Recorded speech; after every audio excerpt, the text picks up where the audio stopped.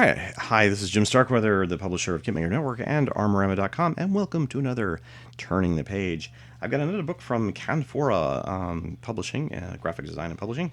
This is number 2 in their AFV photo album series. It says Armored Fighting Vehicles on Czechoslovakian Territory, 1945.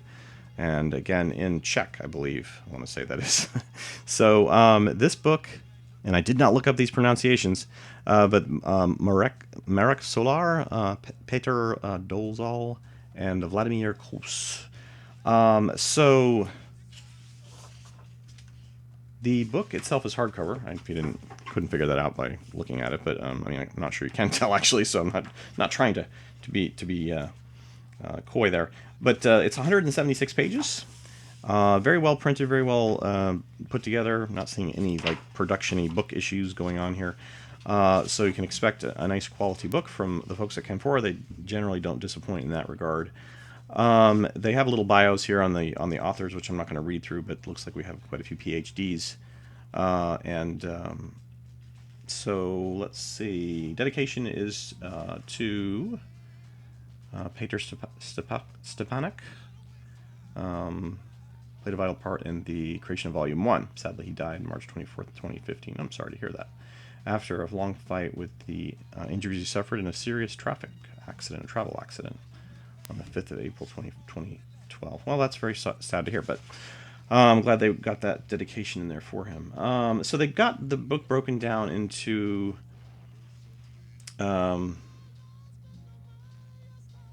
different. They've got forwards and introductions, and I believe, obviously, in Czech as well as English. So the book's going to be broken down in both Czech and English. Which is interesting, because Canfora is in Sweden, I want to say, aren't they? Or are they in Czech? I always thought... Yeah, no, they're in Sweden. All right. So I guess they're just doing a lot of things with various authors who obviously are Czech authors and so forth, and trying to... I assume Czech. It's not Polish, is it? Because last time somebody said this person was Polish.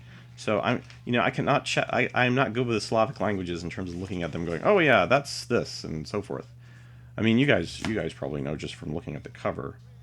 But I'm going to assume, since it's a Czech book in terms of like the historical origins are Czech, that it probably is Czech. But don't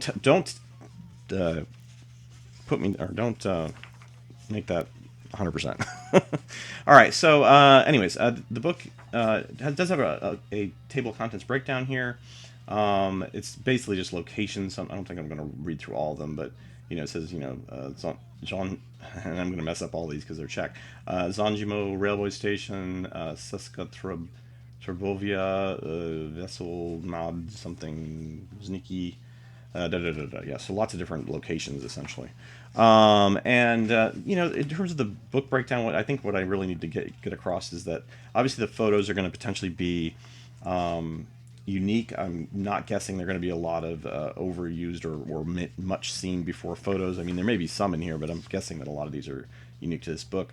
They're all going to have captions, and again, both in English and Czech. So the detail in terms of the historical aspects of the photo, like for example, just this one, the Soviet says railway station near Zhanmo after the war, a Soviet OT 3476 model 1943 flame tank with the white number C-47. The rear hull of the T-34 has been heavily damaged. Germans originally used it as a barricade with the IS-2 tank A-21 on and again a name I can't pronounce there, street in Zhanmo. Behind this tank can be seen the hull of a German Panzerkampfwagen 5 Panther tank. The major part of the turret has probably already been removed, and only its front part with the main... Sorry, the print is really small. The main gun and the turret ring is left on the hull. I'm not going to read the whole thing, but you can kind of get the gist of towards the level of detail they're going through on each photo. So again, these are different photos of the same scene. So just kind of flipping through, again, you can expect to find lots of original photos here, lots of some map overlays with even some diagrams of the actual tank layout of what was found there, I guess, in terms of at least the photo anyways, where everything was positioned. So yeah, a lot of work obviously going into this in terms of making sense of all these photos, figuring out what's what, and so forth. Again, a nice some various different diagrams here, overhead diagrams. Aha, some assumingly Czech kids playing on a King Tiger turret there. Actually kids, but some women as well. So probably celebrating the end of the war, hopefully. And just flipping through again, it's just a lot of the same. And if this is a either in terms of German armor and so forth, this is obviously going to be quite a resource. And then if you're at all interested in the Czech aspect of this, it's going to be even more valuable as a resource. So yeah, just basically again kind of going through it. Looks the back section here has some more historical writings. Looks like anyways. Just talking about the different units, the Hermann Göring brigade and so forth that was probably involved. And yeah.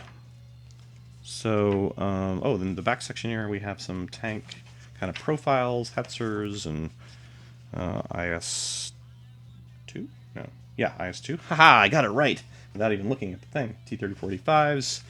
And yeah, a lot of different profiles there. Again, I'm not going to kind of hold and show every page of the book. That is not why I do these. That wouldn't be fair to the publisher, for one thing. So thanks again to Canfora for sending us this copy.